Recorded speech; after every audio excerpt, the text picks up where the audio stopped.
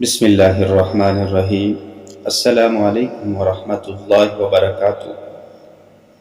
محترم ناظرین، ہجرت مدینہ سے تقریباً 5 سال پہلے ایک مرتبہ مشرکین مکہ نبی پاک صلی اللہ علیہ وسلم کے پاس جمع ہو کر آئے، جن میں ولید بن مغیرہ، ابو جہل، عاص بن وائل، عاص بن ہشام، اسود بن مطلب، نضر بن حارث وغیرہ وغیرہ لوگ شامل تھے۔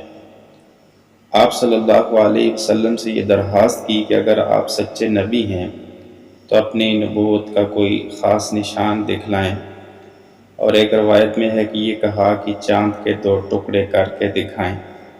رات کا وقت تھا اور 14ویں رات کا چاند طلوع تھا۔ آپ نے فرمایا، اچھا، اگر یہ معجزہ دکھا دوں تو ایمان بھی لے آؤ گے؟ لوگوں نے کہا، ہاں، ہم ایمان لے آئیں گے۔ حضور اکرم صلی اللہ علیہ وسلم نے اللہ تعالیٰ سے دعا کی اور انگلی مبارک چاند کی طرف بلند کی اور اشارہ کیا۔ اسی وقت چاند کے 2 ٹکڑے ہو گئے۔ ایک ٹکڑا جبل ابی قبیس پر تھا اور دوسرا ٹکڑا جبل قیقعان پر تھا۔ دیر تک لوگ حیرت سے دیکھتے رہے۔ حیرت کا یہ عالم تھا کہ اپنی آنکھوں کو کپڑے سے پوچھتے تھے اور چاند کی طرف دیکھتے تھے۔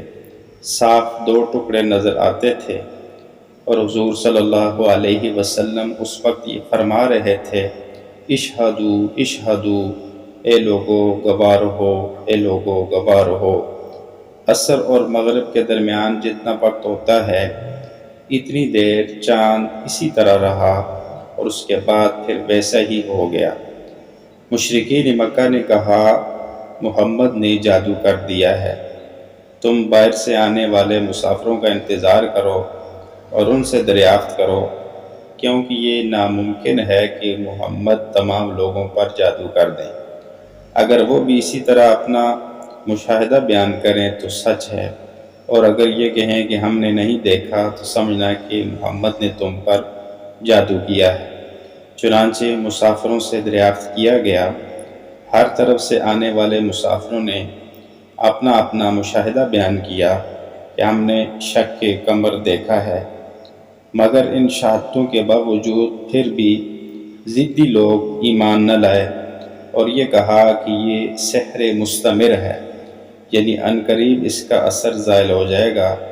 اس پر اللہ تبارک و تعالیٰ نے سورہ قمر کی ابتدائی آیات نازل فرمائیں۔